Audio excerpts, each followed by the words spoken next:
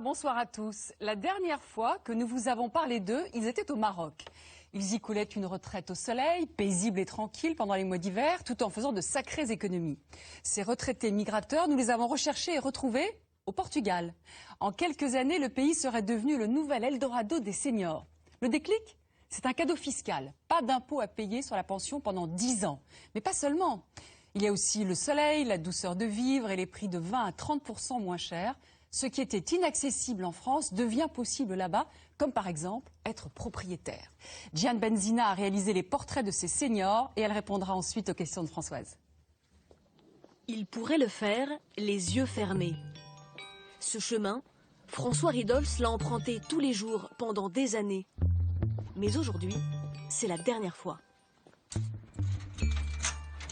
Il vend sa maison de Saint-Leu-la-Forêt, en région parisienne.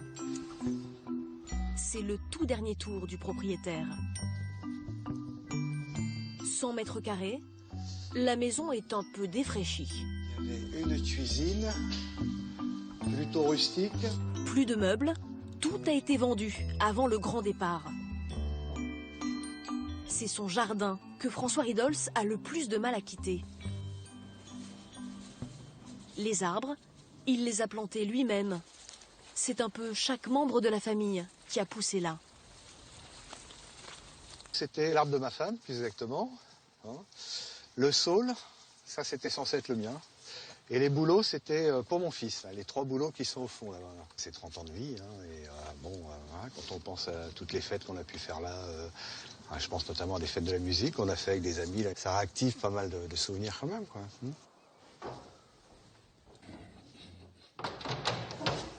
Les amis, ils habitent la maison d'à côté. Bien, ça tire à sa fin là. Ouais. Ils sont tous un peu émus. François Ridolz ne change pas seulement de rue. Sa femme et lui quittent le pays, définitivement, pour passer leur retraite à l'étranger. Une envie de changer d'horizon qui les a tous surpris. Non, j'ai failli. Ça me fait toujours un petit pincement. Ah bah oui. Ça fait un pincement au cœur. De toute façon, j'ai un petit peu des larmes aussi à l'intérieur. Bon. Dernier tour de clé. Le courrier, lui, est déjà réexpédié. Au Portugal. En Algarve, dans le sud du pays, à Lagos. Une petite ville de bord de mer, aux ruelles colorées où il fait bon flâner. C'est à quelques kilomètres de là, dans ce quartier résidentiel, que François Ridolz a posé ses valises. Dans cette villa imposante, chaque matin, sa nouvelle vie de retraité commence au bord de la piscine. Voilà, c'est déjà un peu mieux. Ça relaxe, quoi. Pour moi, c'est relaxant, ça. C'est vraiment cool. On va pas penser, Avec l'argent de la vente de leur maison de France, 375 000 €, François et sa femme Joëlle ont doublé leur surface. C'est Joëlle qui nous fait la visite. Donc voilà la maison telle qu'on l'a découverte. Voici le hall d'entrée. 200 mètres carrés. De ce côté. Avec un grand salon. Dans une grande salle de 30 mètres carrés. Mais aussi 2 salles de bain et 5 chambres. 2 mois à peine qu'ils ont emménagé, ils sont encore un peu désorientés.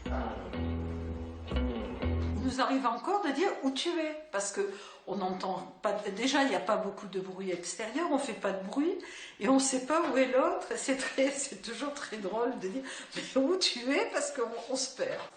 À 58 et 61 ans, Joëlle et François voulaient passer leur retraite au soleil. Ici, ils brillent 300 jours par an. Du coup, je te sers le café. Ce matin, il fait encore une belle journée. On est très bien dans ce pays et vraiment, c'est un pays agréable. Et les gens sont agréables aussi. Et puis bon, je pense qu'une maison comme ça en France, on n'aurait pas eu les moyens, je pense, de l'acquérir. C'est pas sur la Côte d'Azur, par exemple, c'est pas du tout les mêmes prix. Comme eux, ils sont de plus en plus nombreux, ces retraités français, à choisir le Portugal pour passer leurs vieux jours.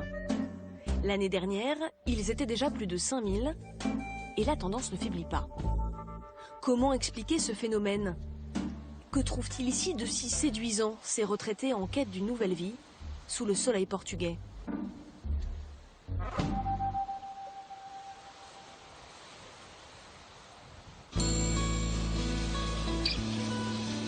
Changer de vie au Portugal, l'aventure est accessible pour des retraités au budget plus modeste. À 67 et 68 ans, Willy et Bernadette Fensner ont ouvert eux aussi un nouveau chapitre de leur vie dans le sud du Portugal. 1800 € de retraite à eux deux, pas de quoi espérer une vie de carte postale. Pourtant, nous les rencontrons les pieds dans l'eau, bien loin du nord de la France dont ils sont originaires.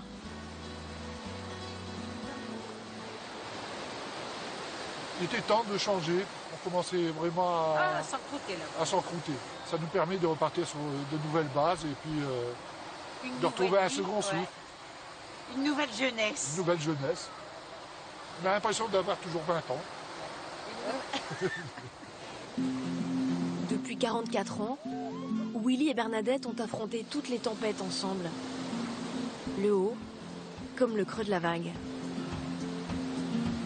Ils étaient commerçants, Bernadette tenait un bar, Willy travaillait dans les assurances. Une vie où l'on comptait chaque sou, mais pas les heures de travail. C'est pas beau ça? Je me levais à 4 h le matin. Tous les jours, tous les jours, tous les jours. Pour qu'à 4 h 30, ce soit ouvert. Je nettoyais, je lavais.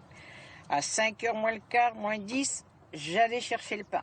Les baguettes parce que j'avais des routiers qui venaient prendre le petit-déj. Au début, j'ai commencé par 5 couverts. Puis après, j'en ai fait 10 et après, ça a augmenté un petit peu. Ça a pris du temps, ça n'a pas été toujours facile pour les enfants puis pour la femme parce que les vacances, ils étaient plutôt rares. Pour eux, il n'y a qu'au Portugal qu'ils pouvaient s'offrir une vie plus douce, prendre un nouveau départ, sans se couper de leurs proches. Willy et Bernadette ont emménagé il y a 6 mois dans un appartement de location à Lagos. Avant de partir, Willy a acheté son premier ordinateur.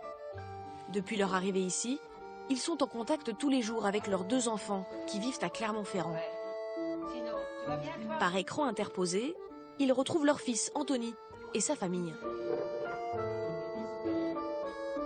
Bonjour mon garçon. Qui est vous? Dis bonjour à papy. Bonjour. Bonjour. Bonjour mon garçon. Vous avez beau temps? Ah ouais, aujourd'hui, oui. impeccable. Ah, il fait chaud. Pour les fêtes de fin d'année, ils ont recomposé une famille numérique. On a fait réveillon de Noël comme ça. Eh ouais. Ah ouais? Et on a eu le plus beau des réveillons. On était Margaret, Anthony, Lucas et les 2 chiens. Ouais. Et bien on a fait réveillon. On a ouvert chacun notre bouteille. Et puis on a trinqué. On a trinqué à chaque pas fois. mal. On connaît. Allez. En France, ils habitaient près de Nice. Il leur fallait 7 heures pour rejoindre leur fils à Clermont-Ferrand. Au Portugal, tout est devenu plus facile. Aujourd'hui, tout en habitant au Portugal, on prend l'avion à Faro, on arrête à Lyon et on gagne 2 heures de temps. Donc, je veux dire, les moyens de communication actuels font que, avec des tarifs attrayants, ça devient moins cher de partir du Portugal à Clermont que de prendre la voiture de Nice à Clermont. Une distance qui n'en est pas une et dont personne ne souffre. C'est même leur fils qui les a encouragés au départ. La mère, elle est plus cool, elle est plus joyeuse. Alors, je suis content pour eux. Ah ouais. Merci mon garçon. Allez. Bisous. Ah, c'est bien. Bye bye. Willy et Bernadette ont bien des raisons d'être plus détendus. D'abord parce qu'ils ont trouvé ici plus de confort au quotidien. Et ça commence par le porte-monnaie. Au moment de remplir le caddie de la semaine. L'enseigne est la même que celle qu'ils fréquentaient en France. Mais ici au Portugal, les retraités français ont 20 à 30% de pouvoir d'achat supplémentaire. 5 litres d'eau, 42 cents. Ah, c'est pas cher, hein? Au rayon fruits et légumes, c'est sans commune mesure. 65 centimes d'euros le kilo d'orange, plus de 2 fois moins cher qu'en France. Par rapport à la France, Ah ben, ouais, il n'y a pas photo. Il n'y a pas photo. Là. Regardez les abricots, 2,49. Mais je les ai jamais eus à ce prix-là, même en été. En France, certains fruits trop chers pour eux n'étaient jamais au menu. On n'achetait pas, hein. On le regardait, puis on passait. Ouais. Mais non. Mais là, ici, on peut se le permettre. Willy qui mangeait aucun fruit avant, maintenant tous les jours. Ananas, melon, je lui fais les grosses salades de fruits. L'enseigne a senti le filon de cette nouvelle clientèle. Certains produits français, encore introuvables il y a quelques mois, ont fait leur apparition dans les rayons. Comme le bon vieux cassoulet. J'aime bien celle-là. Ouais, ça j'ai eu déjà. Ouais, il est bon celui-là. Ouais. Ça fait 6 mois que j'ai pas mangé un cassoulet. Alors moi, un bon cassoulet avec une frite, parce que je suis natif du nord de la France, c'est un régal. Une fois à la caisse, la différence de prix est nette. 98 €. Pour le même volume de courses, c'était 150 € en France. Donc ça faisait 600 € rien que pour l'alimentation par mois.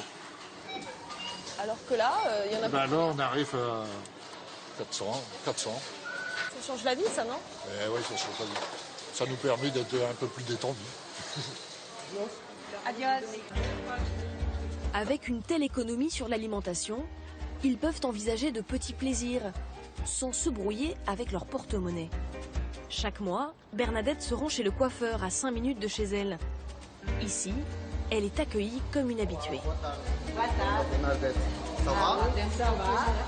Brushing est coupé. Brushing est coupé, oui. Parfait. En France, elle n'y allait pas si souvent. Prendre du temps pour elle, c'est une découverte. Ah là, une masse, ça fait du bien, ça. On s'endormirait presque. 23 € la coupe et le brushing, 2 fois moins cher que son coiffeur français. Désormais, Bernadette compte parmi les clientes aisées. Il y a beaucoup de Portugais ici qui ne peuvent pas se le permettre. Alors, nous, quand même, on est privilégiés. Et ça fait un bien terrible, quand même. Quand on peut se dire on le fait sans compter, ça fait du bien. Ouais. Mais il y a un rêve que Bernadette n'imaginait pas voir se concrétiser un jour. Le projet d'une vie, inaccessible pour beaucoup de ménages français. Devenir propriétaire. Leur château en Espagne, c'est bien au Portugal qu'ils le bâtissent. Ce jour-là, ils reçoivent les clés de l'appartement qu'ils ont acheté à Lagos. C'est la première fois que Bernadette le voit.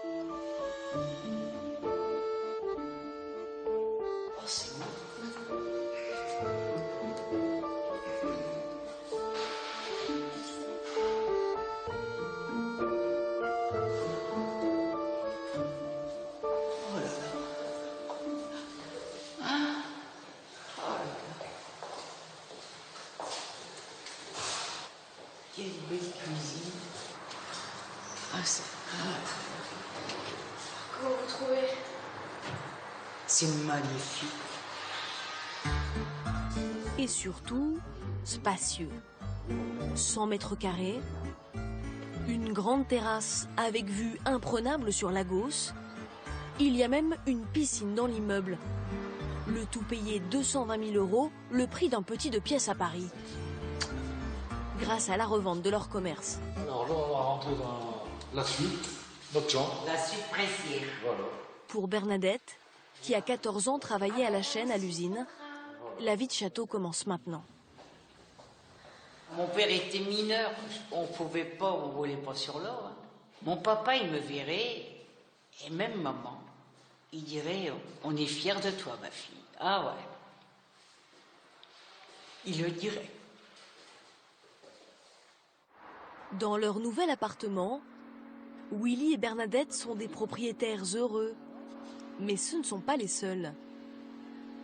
Parmi leurs futurs voisins, il y a déjà plusieurs Français qui ont relancé un secteur immobilier à l'arrêt.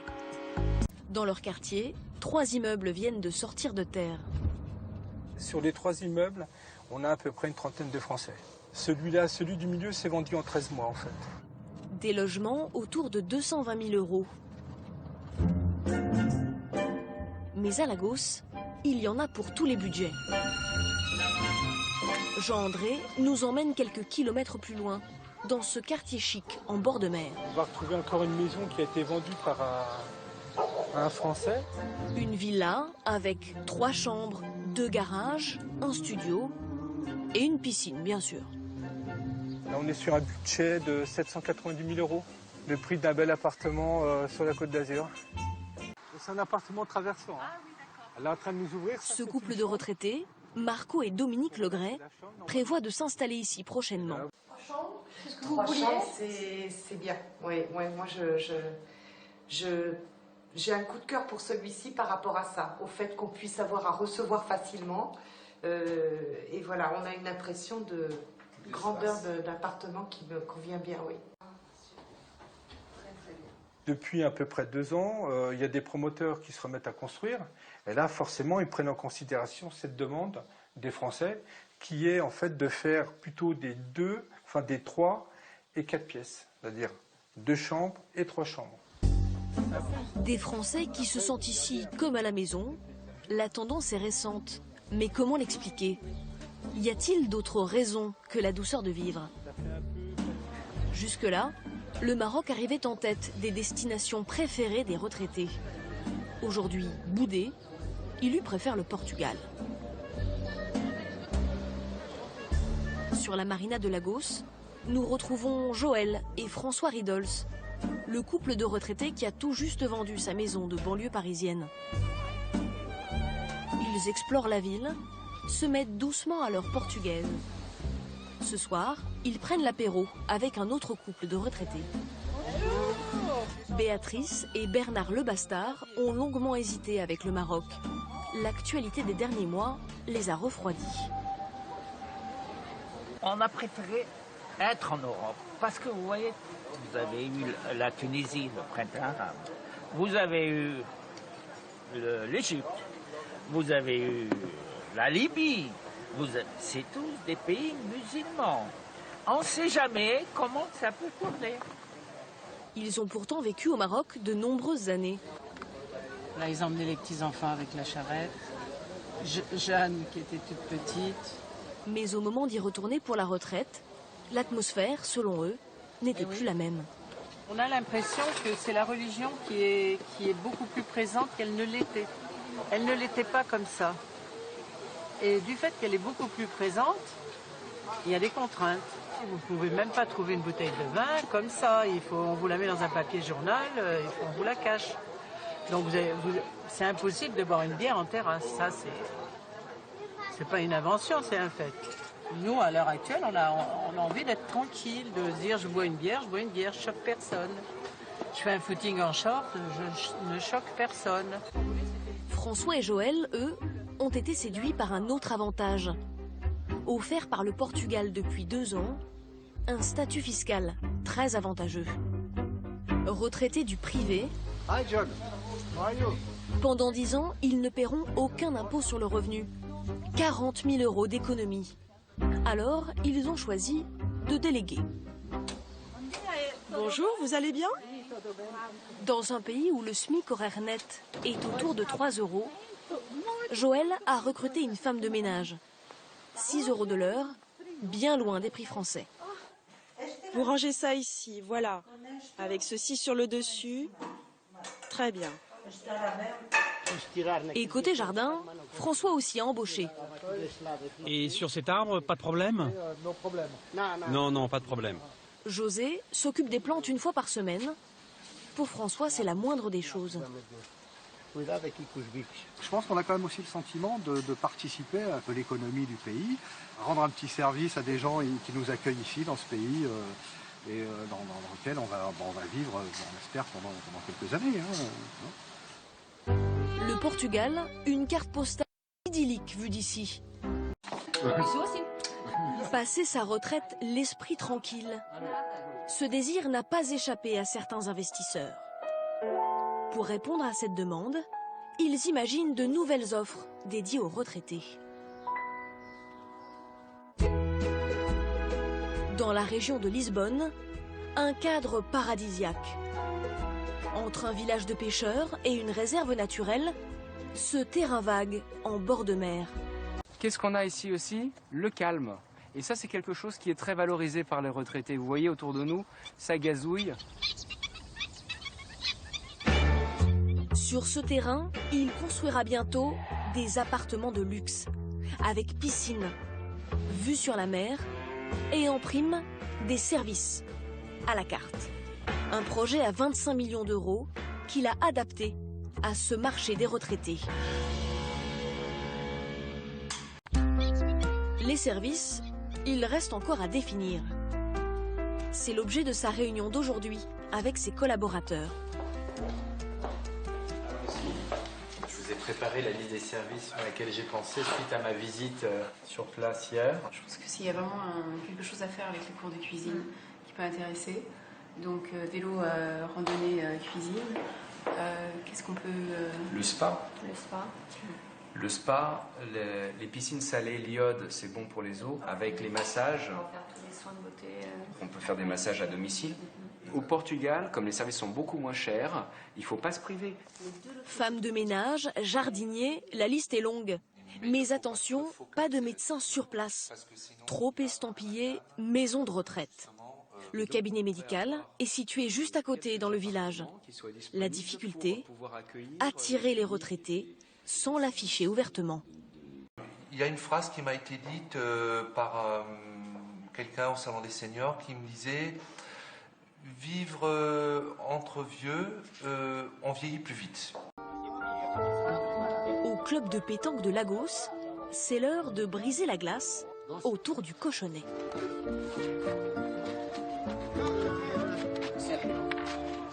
On va commencer par apprendre à construire. Non, c'est. Uno, dos, tres. Dos.